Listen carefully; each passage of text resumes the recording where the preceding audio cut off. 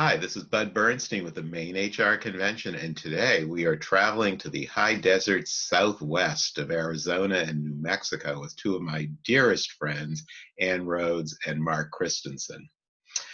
Mark Christensen, I met, 12 years ago or so at a SHRM conference in Maryland. And for anyone in our audience that's wondering the value of going to our expo hall and seeing our sponsors, let me tell you that one trip to Mark's booth that year led to 12 years of fabulous connections and 15 of some of the best keynoters we've ever put on our stage, especially our crowd favorite, Ann Rhoades, who is joining us here today.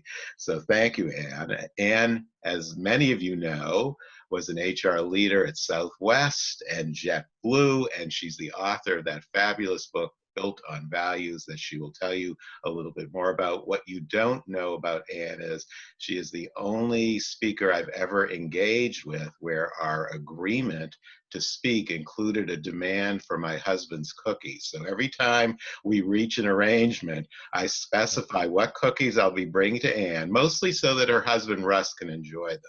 So welcome, Ann from Albuquerque and Mark from Phoenix. And why don't we start by you can each greet the audience and tell them something interesting you've discovered about yourself these last few weeks. Ann, I'll start with you.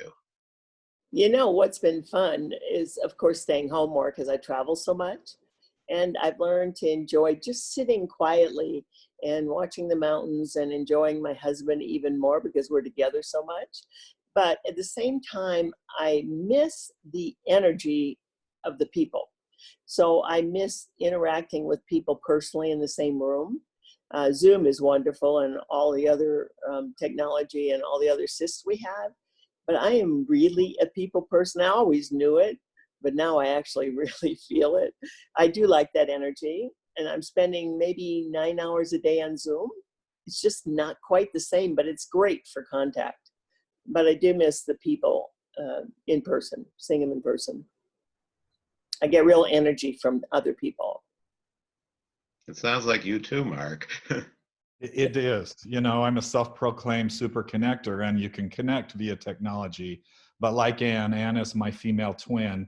I'm energized by being with people. And one of the biggest things that I will miss is the first time in 10 years that I'm not flying into Portland, Maine, and taking that trek and making my stop for a lobster roll at Red's before I cross the river in Bath, and the whole little thing I've done, because I love to travel, but I also love the group of people that attend your events. And so it's going to be great to have this technology to be able for you to continue to share. But for me, that's the hard part of what I miss. But I've learned a lot of really good things about how important being present is, and sort of mentioned that about, you know, the value of exercise. I've been a walker for the last 6 years, and I take time every day to do that. And it was always sort of my outdoor devotional. And I think that's probably increased more because I look forward to that part of my day more than anything now that we've sort of been trapped in for a little while. But I've just learned the value of, I have two grandsons last September, and one I'm quarantined from and one I'm not. And that's been really, really eye-opening to me on how much I value those little people and what they're doing and what their future is going to be like and whatnot. And so that's been kind of a bittersweet, because one, I can still hold him on my lap and take time with, and the other one I have to kind of just see at a distance for a little while now. So anyway, that's some of the stuff that I'm learning, but I just am really kind of loving this creative side of a negative situation that we're in here, and I'm excited to see kind of what comes out of it in a Renaissance reset, refresh kind of way. Yeah, I'm with you there too. I am wondering if it isn't the perfect time to be an introvert. I'm not absolutely certain about that, but probably there was more practice for dealing with this situation. So next time we'll try to find an introvert in the mix to come on stage with us together. So let's start with values, because that's so much of what your life and yours as well, Mark, has been about. Value structures in business and in life. And it seems rather intuitive that the organizations with strong values that are making decisions right now, applying those values, are going to be better positioned to come out of this. So perhaps you know of one or two of your clients or friends or organizations in your areas that you think are getting this right, or that you want to share a story. Well, today you might have seen that JetBlue announced that they're the first airline that will require both passengers and employees to wear masks. You probably heard of some of the horror stories from people flying lately that have said that the planes were full and people were not wearing masks. Well, JetBlue, true to their value of caring, not only care about their people, obviously, their crew members, but they also care about their customers. And the middle seats will be blocked off, and they will demand that everyone wear masks, and they'll have them available should someone not remember to do it. They'll also remind them when they make the reservation to bring their mask. I thought that was indicative of who they are and their big value of caring. The other thing is Regis Hair Salons. They own Supercuts, they own Roosters, we own many, I sit on their board, and we own many different brands. Smart Styles, it's very interesting when we started talking to our stylists and coming back to work, because everyone started opening the salons right away and they're overwhelmed. The stylists, we wanted to make sure that we take care of them just the same way JetBlue does, and we're demanding customers and our stylists wear the mask also. And we'll also have dividers. We will have disposable gowns for our company-owned stores and our franchisees. And we've ordered 4.4 million masks, and we've ordered almost the same number of glasses. We will have sanitizers as you walk into the salon. You will come by appointment only, and we will have fewer people in the salon. I just think it's up to each one of us and our organizations to find out how we keep our people first, our people safe, but also how we keep our customers safe. It's just the right thing to do. And I don't know how long it'll last. For all of us, it may be a little bit different depending upon our environment, but it happens to be the right thing to do, especially if you're a values-driven organization. Well, I got to share this with you, because it seems like hair is the metaphor for everything going on in almost every conversation I have with men or women. And as Ann knows, from a few minutes ago, I cut my husband Mark's hair, and it wasn't a pretty sight. He's wearing a baseball cap. We were chatting with a cousin of ours in Italy, and they're under even more serious strictures than we are. But I noticed my cousin Christina said, "Your hair is beautiful." And she said, "Well, there are laws, but no self-respecting Italian woman would not find a way to find the right hair color." So there are priorities. Thank you for that story. Mark, what have you heard on the street?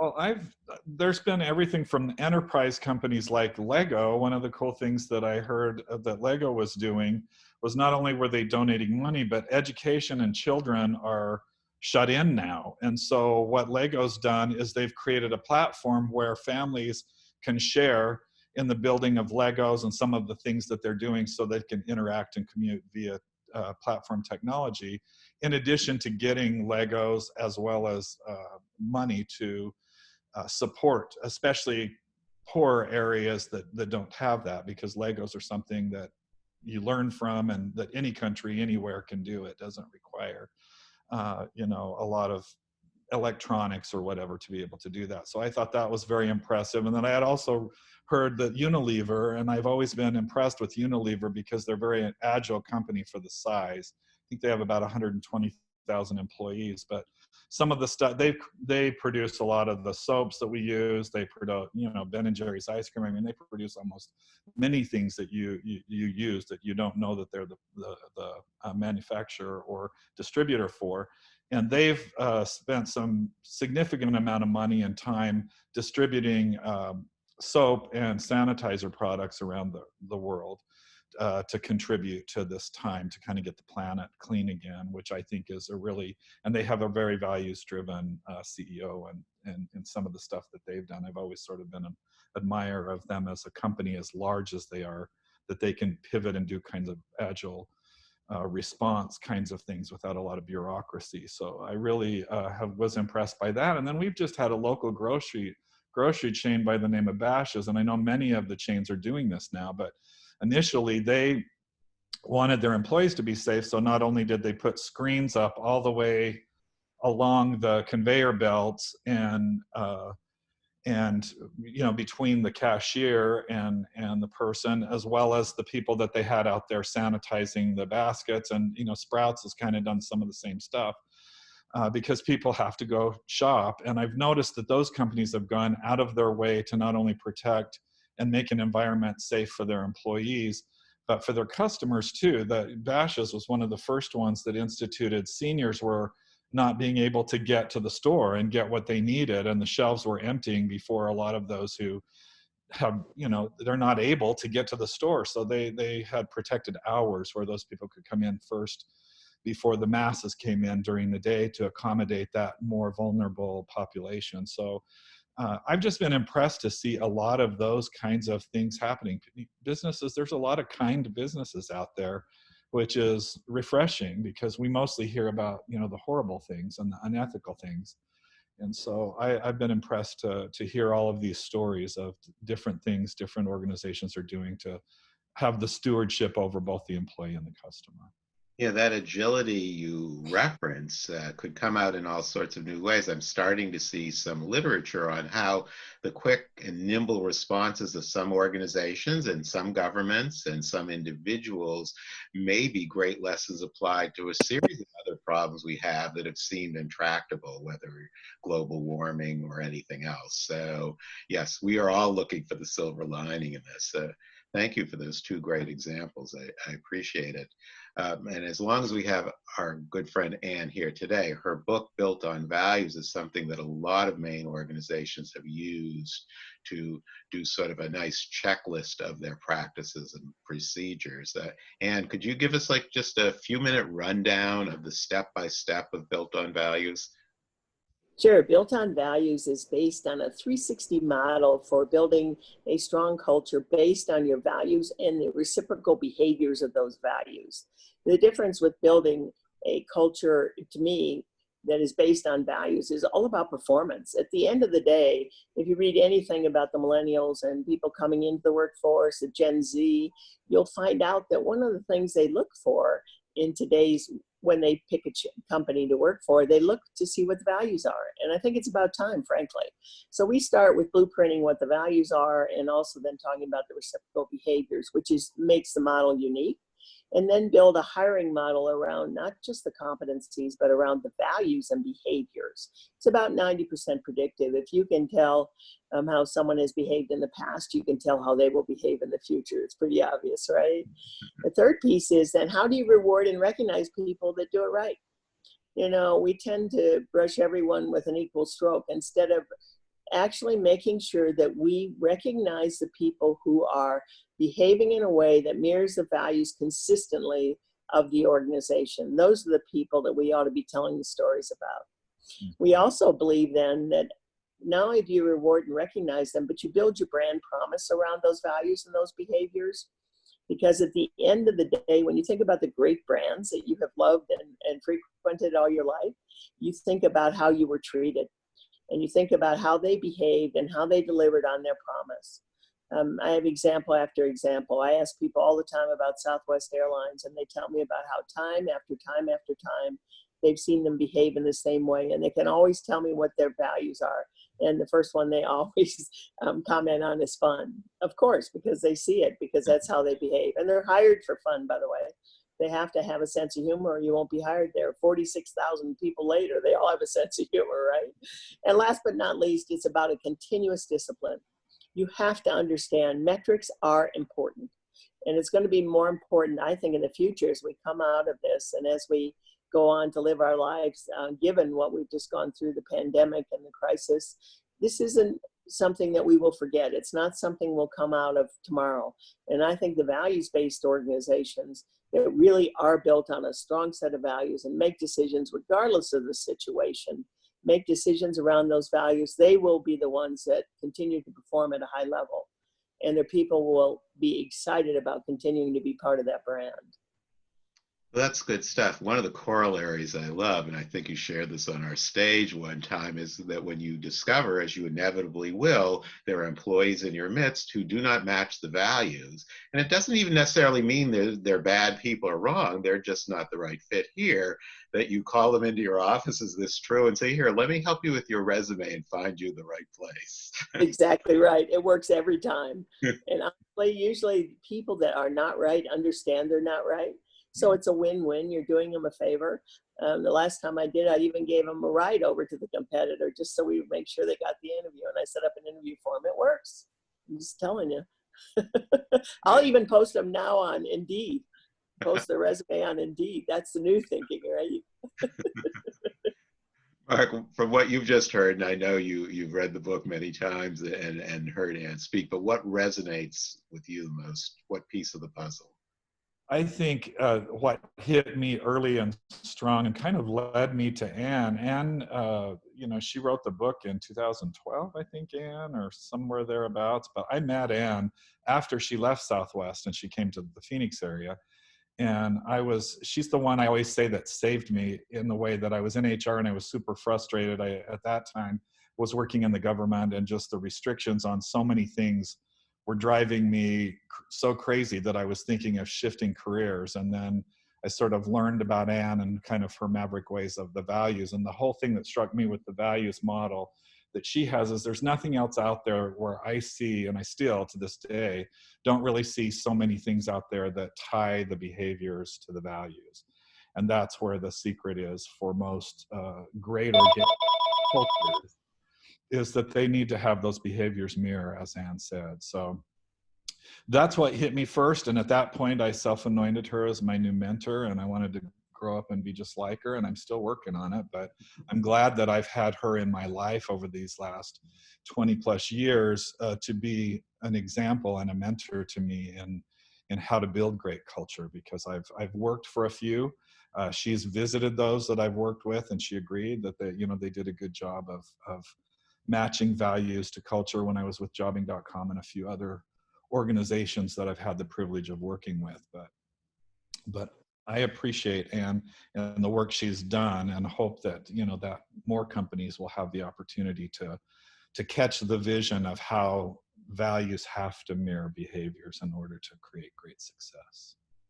Great. Well, that leads me to maybe our next discussion point, which is the leadership attributes of a great HR person. Ann shared with me yesterday an article in The Economist that describes the new essential role of HR in this crisis, and it compared the 2008 financial meltdown, when CEOs were turning to their CFOs as the starting gate point, to now when more CEOs are turning to HR as that stopgap. We've got to figure out what's going on, and HR is in the best position, both in terms of data perhaps, but values certainly, to proceed. So, and just take that wherever you want it. Well, first of all, I love seeing articles, and The Economist is, of course, a great publication. I love seeing the article that they constantly talk about how important, in a couple of articles, by the way, I sent you one, but they are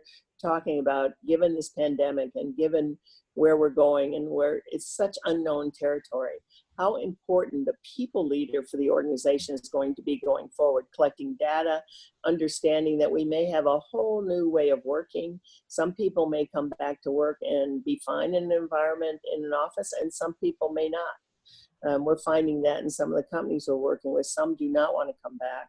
Some want to stay home and found out they can work at home. But a lot of leaders don't understand and don't necessarily believe they get the productivity that they want with people working at home. When we started JetBlue 20 years ago, we actually started with the first reservation agent group, as 3,000 of them from working at home. And today we've won 12 years in a row awards on just having the best customer service, which is given from those people.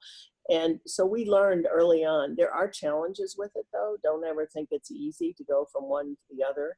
But I think the great thing about the article was, we are going to be the ones who help create this new work environment. And we're going to be the ones who look at the data, who start looking at metrics, who start looking at a whole new way of working and living, frankly. And I think it's up to us to continue to be creative. It's no longer just taking care of people and making sure we keep them, the legal side, fairly well done in an organization. It's now about being more creative. What Mark talked about is, I really think creativity in an HR player is critical in a leader, because you're going to have to think of creative ways to get the same amount of work done. And I also think we may be doing it with fewer people. And that also takes some creativity.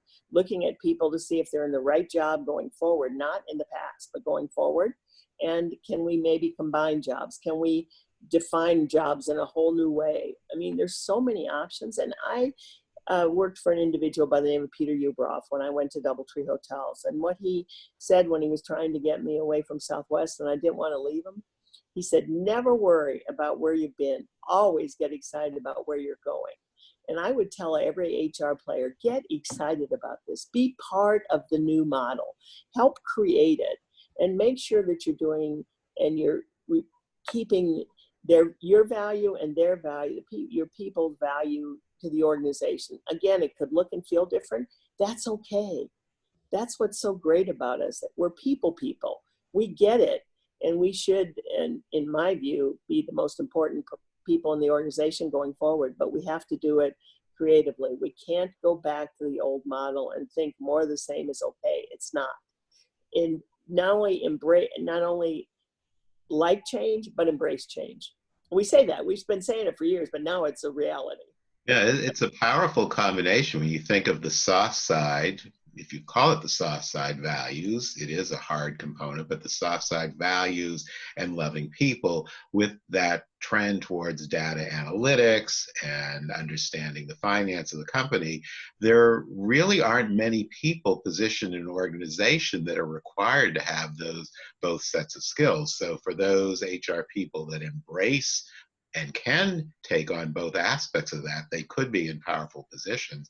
It could also mean, since a significant part of the population of HR leaders are women, it could finally be that next step up the ladder towards pay equity in the executive suite that still doesn't currently exist. That's right. And I think that you'll see more of that occurring. I've seen it in the organizations that we are counseling with and consulting with, and it's very interesting how all of a sudden this value also, I would say, as HR players, take an opportunity to be on corporate boards. You can influence and really make a difference in those companies. And I have had more search firms call me and ask for strong HR players now than they ever have in the past. Boards are starting to see that is a really strong position when you have an HR player, because the problems in an organization are typically going to be about people. There are all kinds of other problems you have, but basically people and having the right people on the bus is the most critical thing a board can do. It really is. And I think they're finding out that HR players are a real asset.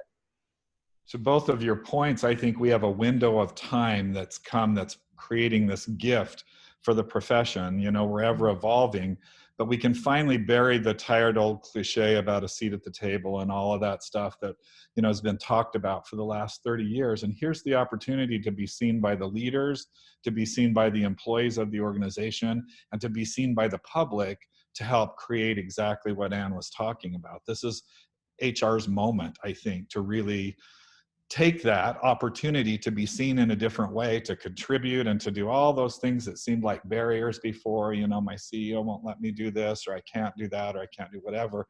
They're really looking to the HR players, as Ann said, to create that environment and come up with those solutions. And it's a great time for us to take, you know, the reins and really, you know, quit complaining about the barriers that we've had in the past and really move forward, move organizations for the better, to reduce a lot of suffering that's gone on in the workplace for a long time. So I think it's a great window of opportunity right now for And HR. I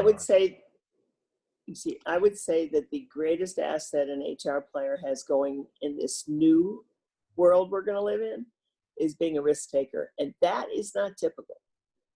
You've got to be a risk taker because there aren't models out there. This is brand new. Well, you have permission to take risks now. You have no excuse why you can't take risks, Right. You know? And I say be a risk taker. That, again, it's not typical. We have been in the past few years since, you know, since all the legal action started becoming a predominant part of what we had to look at and work with in HR, we tend to not be such a risk takers, and we need to go back to being risk takers. There's a great article in the Atlantic, I think by Mr. Brooks, that popped out a week or two ago talking about this risk fear conundrum and how people can move off it. So Yeah. It's time for HR to get out on the skinny branches. That's what I say. Yeah, move. And you know what? It's much more fun. Yeah. I will tell you, if you always just try to cover your behind instead of being a risk taker and being creative, it's not half as enjoyable. I've spent my life being more of a risk taker when it wasn't in, frankly, and you could be criticized for it, but it was so much more fun. I wouldn't have traded it for $1 million. I love being a risk taker, and I think CEOs really appreciate it, even CFOs, to be very honest.